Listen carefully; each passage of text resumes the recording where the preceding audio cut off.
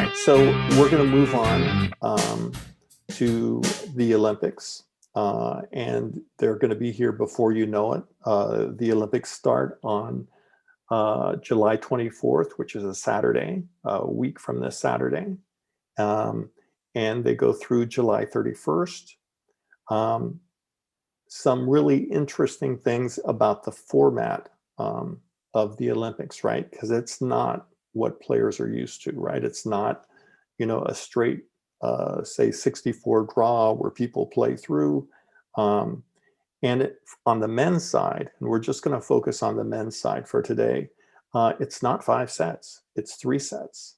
And that changes everything, right? And if you look at the history of the Olympics, you're going to see that there have been a lot of upsets, right? That a lot of players not in the top 5 or not even in the top 10 have won Olympic gold. Um, and that a lot of number 1 players have not won Olympic gold, right? And I think the format of 3 sets versus 5 sets really makes it possible for any top ranked player who, is, on his game that day to just take 2 sets out of 3, even against somebody who's a number 1, number 2, 3 ranked player.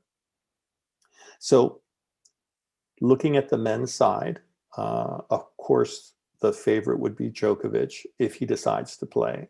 And I wouldn't be surprised if Ted is right about him deciding not to play, right? Just because he realizes what a tough job he has ahead of him in trying to win the US Open, and that this would really, in some way, compromise his ability to be able to do that.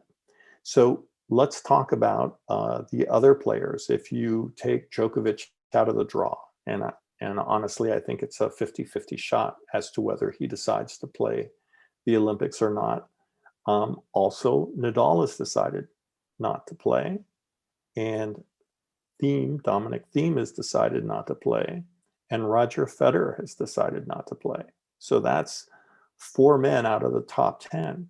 And then you throw in the 3-set format, and you begin to see that this is one of those tournaments that a lot of players have a real legitimate shot at winning.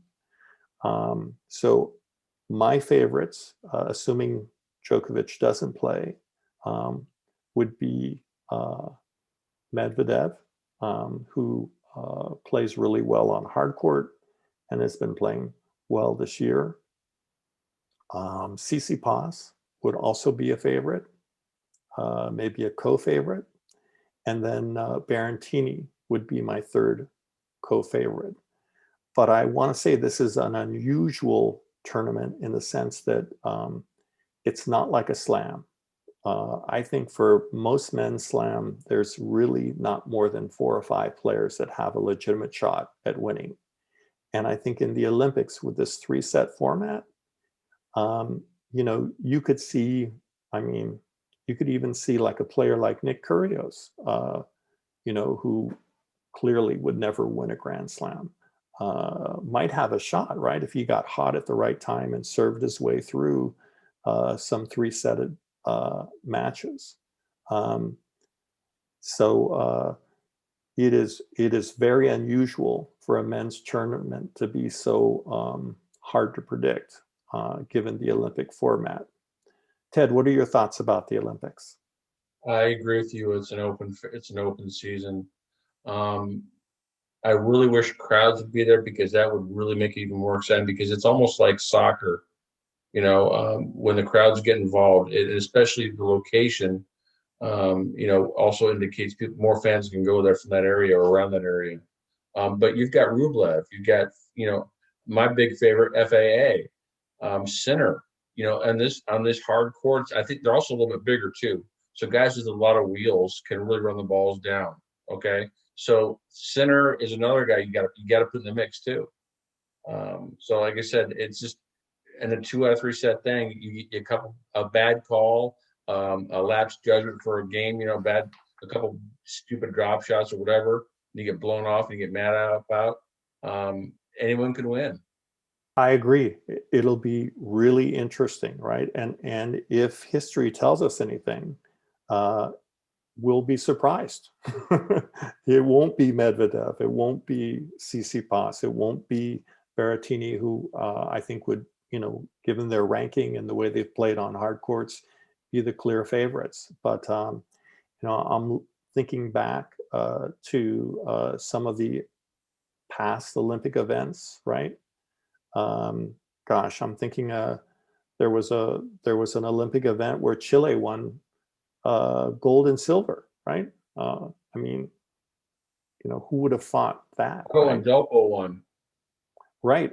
So Argentina, uh, when Juan Martín del Potro. So there's a history, right, of you know players that are outside of the top, say 5, 10, winning Olympic gold, and a lot of times coming from some of the smaller countries, right? So Argentina won gold, Chile won gold. These are not um, players that, well, Del Potro won a Grand Slam, but I think it was Nicolas Massou who was the gold medal winner for Chile, and then Fernando Gonzalez, I believe, was the silver medal winner for Chile. Um, and those guys never won a slam, right? But won Olympic gold. Well, they're playing, and I think the greatest thing with the Olympics is you're also playing not only for yourself but for your country. And so when you bring in your the expats from your country, it's I'm winning for my country, and that's what I think that what helps make so unpredictable, because you never know who's got the most patriotism in them and how much that can help spur their game along. Right. So to me, that just makes it that much more exciting, right? The less predictable it is, and the more opportunities there are for someone sort of, not that well known to come out of the draw and either win gold or silver or bronze. Um, just creates that much more excitement, and it'll make the tennis that much better. So let's talk also about besides the favorites at the Olympics, who would be sort of younger players that would be able to contend, might have a shot. Ted, you mentioned Sinner, who's 19. You also mentioned Felix Auger-Aliassime, who I believe is also 19 years old.